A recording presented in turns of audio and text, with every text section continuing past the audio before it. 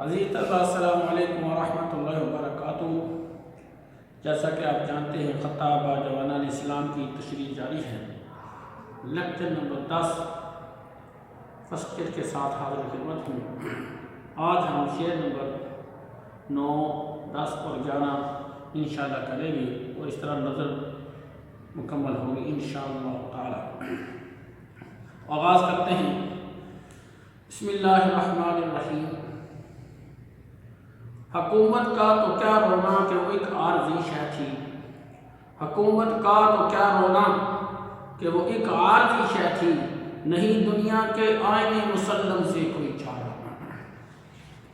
علامہ اقبال رحمۃ اللہ علیہ فرماتے ہیں کہ ہمارے آباء و اجداد نے بڑی محنت اور تدبیر سے دنیا پر حکمرانی کی اور دنیا کو حکمرانی کے طریقے سمجھائے۔ کفر کی سرکوبی کے لیے ہر ممکن سعی اور کوشش کی۔ خاتم النبیین رسول اکرم صلی اللہ علیہ وسلم اور خلفائے راشدین ہمارے لیے اسوہ عمل رہے۔ ان کے بعد سلطان محمود غزنوی، محمد بن قاسم صلاح الدین ایوبی رحمۃ اللہ علیہ جیسے لوگ اسلام کے پھیلاؤ اور ملت اسلامیہ کی بقا کا ذریعہ بنے۔ ماضی میں مسلمانوں کی حکومت آدھی سے زیادہ دنیا تک پھیل چکی تھی۔ حضرت عمر رضی اللہ تعالیٰ عنہ کے دور میں اسلامی حکومت کی حدود تقریباً 22 لاکھ مربع میل کے قریب تھی۔ حضرت عثمان غنی رضی اللہ تعالیٰ عنہ کے دور میں یہ حدود بڑھتے بڑھتے 36 لاکھ مربع میل تک پہنچ گئی۔ اسی طرح فتوحات بڑھتے بڑھتے حضرت امیر معاویہ رضی اللہ تعالیٰ عنہ کے دور تک 60 لاکھ مربع میل سے بھی تجاوز کر چکی تھی۔ شاید کہتا ہے لیکن اس کے بعد ہم نے اپنی نااہلی کی وجہ سے، سستی کی وجہ سے، کاہلی کی وجہ سے اور نااہل حکمرانی، انداز حکمرانی اور نااہل حکمرانوں کی وجہ سے یہ بڑی بڑی حکومتیں، سلطنتیں ہم سے چھین گئیں۔ اندلس جو طارق بن زیاد نے فتح کیا، آج ہم اپنی نااہلی کی وجہ سے اپنے ہاتھوں سے گنوا بیٹھے ہیں۔ آج بیت المقدس کی طرف دوبارہ میری نظر سے دیکھا جا رہا ہے۔ یہ سب کیوں ہے کہ ہم عمل سے عاری ہو چکے ہیں۔ لیکن علامہ اقبال یہاں ایک عجیب نکتہ بیان کرتے ہیں۔ علامہ اقبال کہتے ہیں یہ تو ہونا ہی تھا۔ دنیا کا دستور ہے، اصول ہے کہ نااہل جو لوگ ہیں ان سے حکومت کی چھین لی جاتی ہے، کیونکہ ہم نے محنت عمل جیسے سنہری اصولوں پر عمل کرنا چھوڑ دیا جن کے ذریعے اقوام ترقی کرتی تھی۔ ہم اصولوں سے بھی دور ہوتے گئے۔ حکومت کا کھو جانا اتنی بڑی بات نہیں، جتنی بڑی بات حکمت کا کھو جانا ہے، علم کا کھو جانا ہے، سمجھ بوجھ سے عاری ہو جانا ہے۔ اگر دوبارہ مسلمان اپنے اسلاف کی طرف، دین کی طرف رجوع کر لے، نیک اعمال اختیار کر لیں، اپنی اہلیت ثابت کر دیں، دوبارہ رسول اللہ صلی اللہ علیہ وسلم کے دامن رحمت سے وابستہ ہو جائیں، تو قرآن کہتا ہے وعد اللہ الذین آمنوا منکم وعملوا الصالحات لیستخلفنہم فی الارض کما استخلف الذین من قبلہم۔ اللہ رب العزت نے تم میں سے اہل ایمان اور نیک عمل کرنے والوں کے لیے دنیا میں خلافت کا وعدہ فرما دیا ہے۔ لَيَسْتَخْلِفَنَّهُمْ فِي الْأَرْضِ، جس طرح کہ تم سے پہلے لوگوں کو خلافت یا حکومت عطا کی تھی۔ دوبارہ حکومت مل سکتی ہے لیکن کردار بگڑ جائے تو اس کا سنبھلنا بہت مشکل ہو جاتا ہے۔ تو تمہیں اپنے اسلاف کی طرف دوبارہ رجوع کرنا ہوگا، علم و حکمت کے موتیوں کی طرف دوبارہ آنا ہوگا۔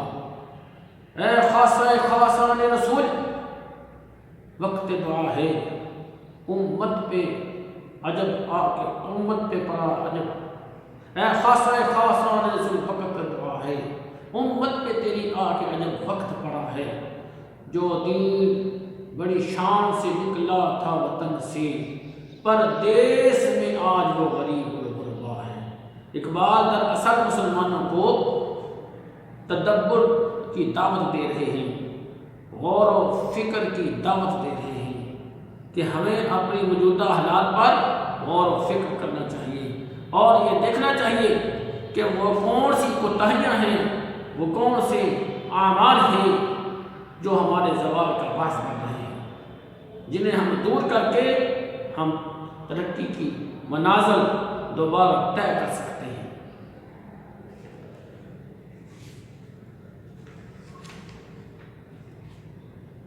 اقبال مسلمانوں کو دوبارہ عروج کی طرف دیکھنا چاہتے ہیں۔ وہ کہتے ہیں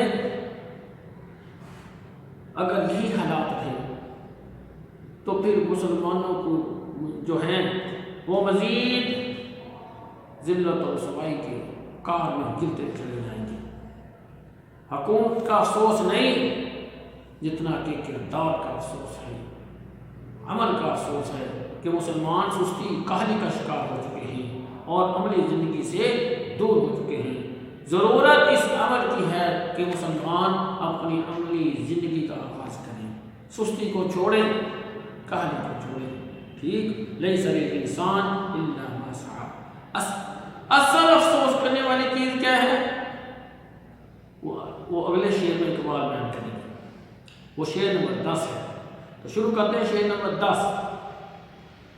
اقبال کہتے ہیں مگر وہ علم کے موتی کتابیں اپنے آبا کی، جو دیکھی ان کو یورپ میں تو دل ہوتا ہے سی پارا۔ حکومت کا افسوس نہیں۔ عزیز طلبہ، شعر نمبر 9 اور شعر نمبر 10 یہ ایک دوسرے کے ساتھ پیوستہ ہے، دونوں کو اکٹھا پڑھنے سے مفہوم زیادہ آسان واضح ہو جاتا ہے۔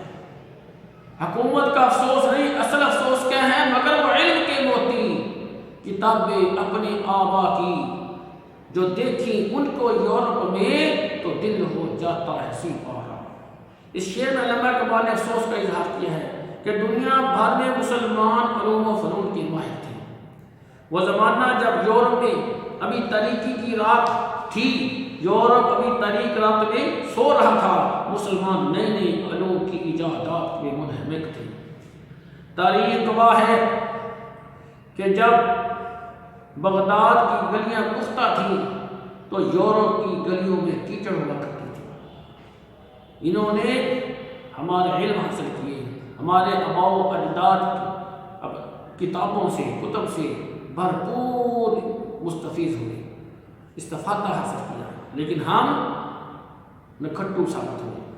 اہل یورپ نے انہی سے علوم سیکھے، مسلمانوں سے علوم سیکھے اور علم و فنون کے سفر کو آگے بڑھاتے گئے، جبکہ ہماری یہ حالت ہے کہ ہم اسلاف کے علوم و فنون سے نابلد ہوتے گئے، ناواقف ہوتے گئے، جس کے پاس یہ سرمایہ ہمارے ہاتھوں سے چھن گیا ہے۔ وہ باتیں جو پہلے مسلمان سائنسدان جان چکے تھے، بتا چکے تھے، آج ان باتوں کی دریافت کا صحرا اہل یورپ کے ساتھ ہے، محض اس لیے کہ مسلمانوں کے علم و فنون کا سفر رک گیا ہے۔ یہی صورتحال آپ نے عزیز طلبہ سبق ابو القاسم زہراوی میں پڑھی، جس میں وہ کہتے ہیں کہ سرجری جو ہے اسے یورپ کی ایجاد سمجھا گیا ہے، اور ابو القاسم زہراوی جو اس کا اصل معنی ہے، اس کے ناموں کو بگاڑنے کی کوشش کی گئی ہے۔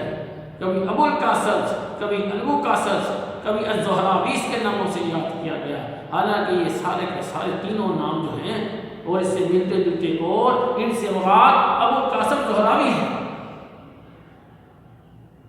جو اصل موجد ہے طب کا، لیکن چونکہ ہم نے علم سے ناتا توڑا، عیش و عشرت کے گدادہ ہو گئے، طاؤس اور رباب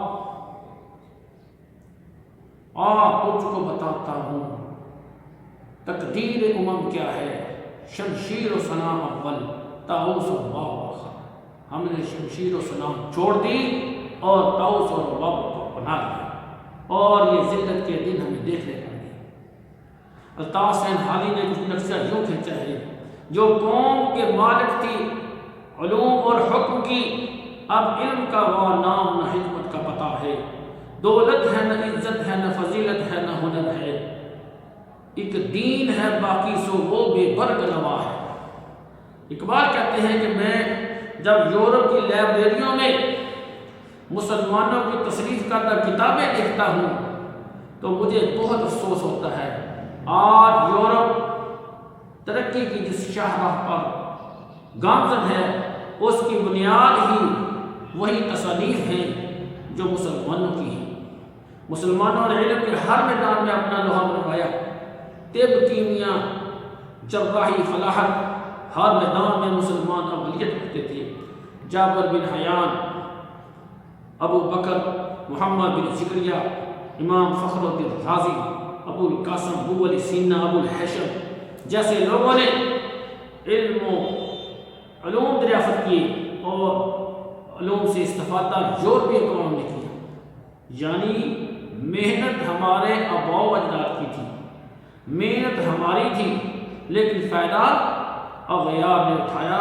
جب میں ایسی صورتحال کو دیکھتا ہوں تو دل ہوتا ہے سی پارا، سی کہتے 30واں حصہ، پارا کہتے ٹکڑے کو، اسی لیے قرآن پاک کے ہر سپارے کو سی پارا کہتے ہیں، قرآن کا 30واں حصہ۔ اقبال کہتا ہے کہ میرا دل ٹکڑے ٹکڑے ہو جاتا ہے، خون کے آنسو ہوتا ہے، کیونکہ یہ